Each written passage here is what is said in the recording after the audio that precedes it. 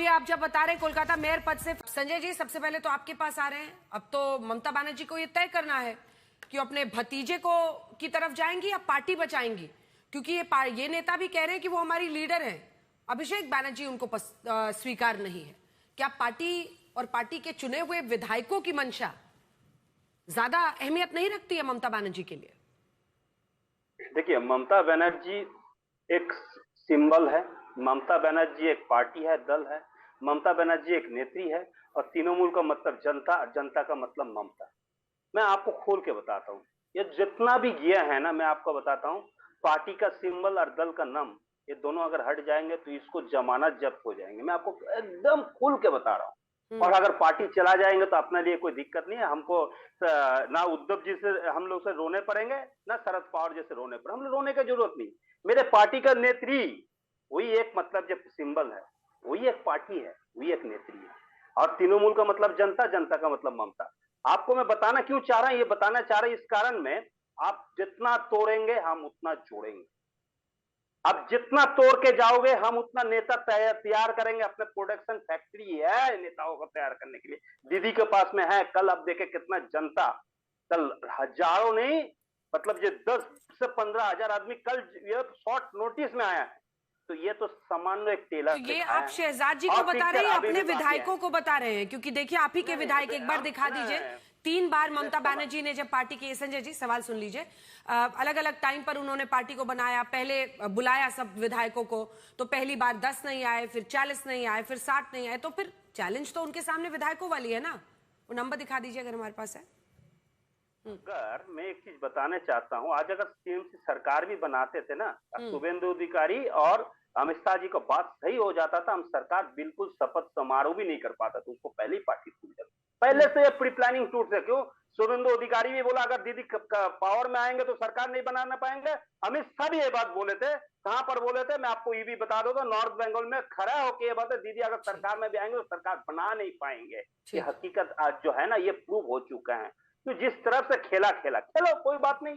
आप ठीक है शहजाद जी, शहजाद और जी एक साल जनता को बीच में रह के, एक साल जनता को बीच में रहकर पार्टी खड़ा कर देंगे। आप लिख के रख दीजिए, हम दोबारा वही कहां पे रखना है सर? लिख के कहां पे रखना है सर? बताइए शहजाद जी, बताइए। वो कह रहे हैं कि आपकी पार्टी इसके पीछे है। पहले तो अंजना जी, आपके गेस्ट कोऑर्डिनेटर और आपसे मेरा सवाल है कि ये कौन से टीएमसी फैक्शन से है भाई?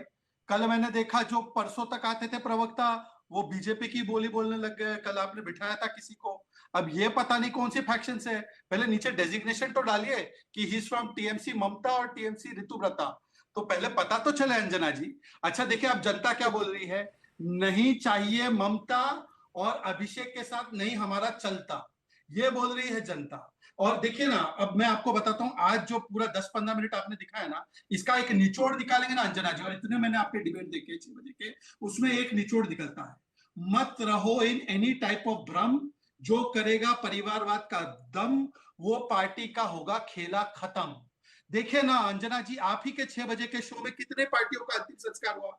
एनसीपी शरद पवार पुत्र मोह पुत्री मोह में गई, उद्धव सेना पुत्र मोह पुत्री मोह में गई, डीएमके पुत्र मोह में गई, कांग्रेस पुत्र मोह में गई।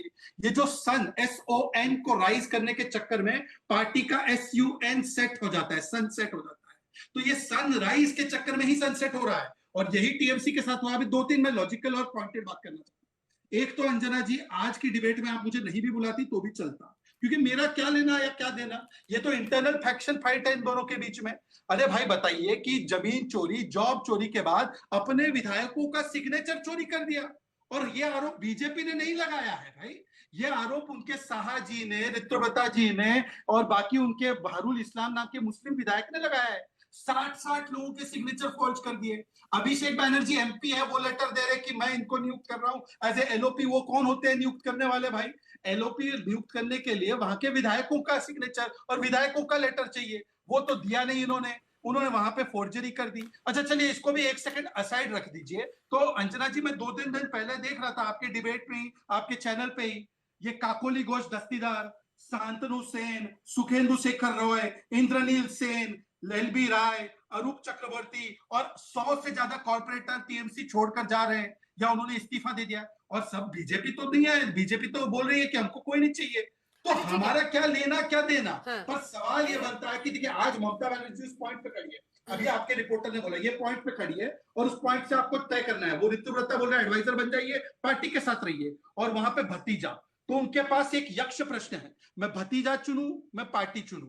भाई अगर आप ये पार्टी के हमने साथ शो लगे, का भी पार्टी नाम चुनो। रखा है। संजय जी, इस पर एक छोटा सा जवाब दीजिए ना, फिर अब मीता जी भी हमारे साथ जुड़ गई हैं। मीता चक्रवर्ती, प्रवक्ता कांग्रेस पार्टी की, उसके बाद मैं तौसीफ खान और प्रसून जी के पास भी जाऊंगी। काकोली घोष, आप बताइए कितने साल से थी वो ममता बनर्जी के साथ? आपको लगता है कि उनकी कोई वो नहीं है पार्टी के लिए, कोई भावना नहीं थी? काकोली घोष को तो कम से कम आप लोग मानेंगे ना कि भाई वो बड़ी लीडर थी, नेत्री थी, पार्टी का हित ही सोचेंगी? या आपको लगता है कि वो भी, मतलब कल हमारे साथ बैठे हुए थे एक प्रवक्ता टीएमसी के, उन्होंने पुरोहित जी ने, उन्होंने कहा कि ये सारे के सारे नेता ऐसे थे पपीता की तरह, बाहर से हरा अंदर से भगवा। पर काकोली घोष के लिए भी ऐसा बोलेंगे आप? नहीं, मैं एक चीज आपको बताना चाहता, जब मलाई खत्म हो जाता है ना, जब मलाई को उम्मीद नहीं रहता है तो दूसरी जगह मलाई को ढूंढने के लिए निकल जाता है। और रह गया शहजाद पुणेवाला जी को मैं एक बताऊं, मादल विरपक्षप्पा भारतीय जनता पार्टी को विधायक 2023 मार्च महीने में 8 करोड़ उसको घर से मिला, और प्रशांत मादल को घर से 1 करोड़ 75 लाख रुपया घर से कैश मिला। भ्रष्टाचार के मामले में मत बोलिए, ऊपर में थूकेंगे तो आपको शरीर में गिरेंगे, ऐसा मत थूकिए। और शीशा को घर में रह के दूसरे को घर में पत्थर मार मारिए, जो आपको आपकी उस नमूना का सामने आके खड़ा हो जाएंगे। भ्रष्टाचार तो क्या है, आप जिस दिन सरकार में जाएंगे सेंट्रल जितना जेल है, तिहाड़ जेल है, एक्सटेंशन करने पड़ेंगे, और आपको आधा से नहीं 99% नेता भाग जाएंगे हिंदुस्तान छोड़ के। आप लिख के रख दीजिए, ज्यादा मत बोलिए। हम कौन से टीएमसी, ममता टीएमसी में है, ममता जी का पार्टी ममता बनर्जी को साथ में है। चलिए कोई पार्टी में नहीं, हम ममता बनर्जी को साथ में है। हम सीधा तो आज से नहीं, हाँ, आज हम ठीक है। मतलब 91 से हैं। शिजा जी एक कमेंट जल्दी से इस पर। हाँ देखिए अंजना जी, कल भी मैंने आज तक पे ही देखा था कि इतना भ्रष्टाचार क्या था कि जो 5-5, 10-10 हजार कट मनी दिया था, अब साउथ 24 परगना में टीएमसी के गुंडे वो लौटा रहे, ये भ्रष्टाचार की बात कर रहे हैं। और दूसरी बात मैं बोल रहा हूँ कि क्या करते हैं भाई, अपने ही विधायकों का इंसल्ट, बोल रहे मलाई खत्म हो गई तो चले गए। अरे भाई मतलब कि आपने बिकाऊ लोगों को बनाया था विधायक, टिकाऊ लोगों को नहीं बनाया था, ये क्या बोल रहे? और वो कौन सा बोल रहे बीजेपी आ गए, ऋतुव्रता बोल रहे we are with TMC, our adviser is Mamata, adviser Mamata ji को बनाया है। तो क्या बोल रहे हैं कि ममता बनर्जी के ही जो ये राजनीतिक चेले हैं वो सब मलाई खाने के लिए आए थे? मतलब ये खुद स्वीकार रहे हैं कि हमारी पार्टी मतलब द मलाई वाली कॉकस, जो मलाई खाने वाली कॉकस थी टीएमसी, ऐसे बोल रहे हैं आप। अपने लोगों का इंसल्ट मत कीजिए संजय सरकार, आपके नाम पे सरकार है, पर कम से कम ऐसे तो मत बिहेव कीजिए। तो मैं आपको बताना चाहता है, जब आपको पार्टी में भी मलाई खत्म हो जाएंगे ना, तब भाग जाएंगे, भारतीय जनता पार्टी लगेंगे, बीजेपी।